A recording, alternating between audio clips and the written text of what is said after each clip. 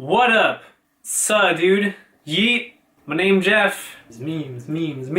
What up? It's your boy back with another video here. Since the last video I made received such overwhelming and positive support, I got amazing feedback from you guys on that. I figured I had to do a follow-up video. So in this one I'm going to talk about how you should practice. So when you're practicing on the guitar, I don't practice? What?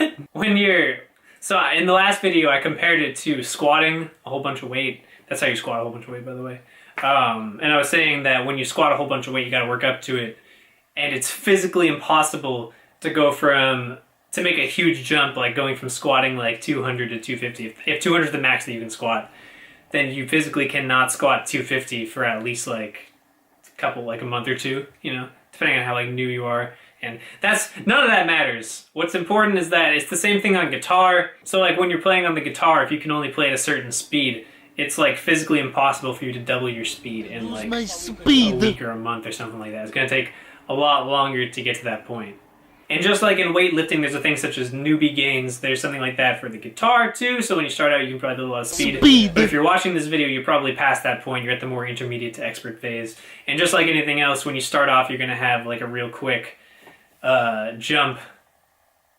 What am I f***ing saying? I'm just rambling like an idiot. What I'm trying to say is that when you're practicing, you can only make so much progress at one time, especially if you've been playing for longer. And the longer you've been playing, generally the longer it takes, unless you're like f***ing around on the guitar and you're not making the progress that you should be making. Because like that can happen if you're like an intermediate and like your potential is like here, but you're only like here because your practice routine is like here. So that progress is going to take a while, and you should expect it to take a while, but you can still maximize your practice time anyways. What I recommend to my students is to do something practical and relevant to what they want to get better at. So if you want to practice speed, you should work on technique. If you want to practice improvisation, you should work on scales and modes and such so you can employ those as the language for your soloing and your musical speech, so to speak. And you should really spend like 30 minutes to an hour, I would say, every single day.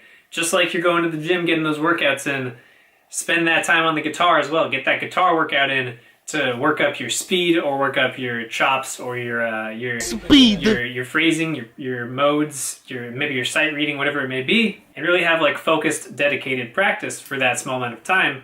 Because after that, your attention span tends to drop off.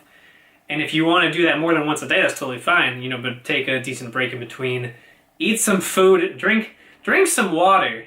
I always make that mistake when I'm like mixing or when I'm recording something. I like forget to drink water and then I like finish up and I'm like, I'm thirsty. I dread the day that my mother finds me dead in my room because I forgot to drink water because I was too dumb to stop. And anyways, so yeah, practice takes time. Progress is quicker when you're newer at something, and takes longer when you've been doing it for a long time. And have focused practice and do it every day. 7, 8, 9. That's it. That's all I'm gonna say. Roast me in the comments again, you meanies. If you guys enjoyed this video, then say something. Tell me what else you want me to talk about. Do more videos like this. Why not? They're easy. They're fun. Yeah. Peace.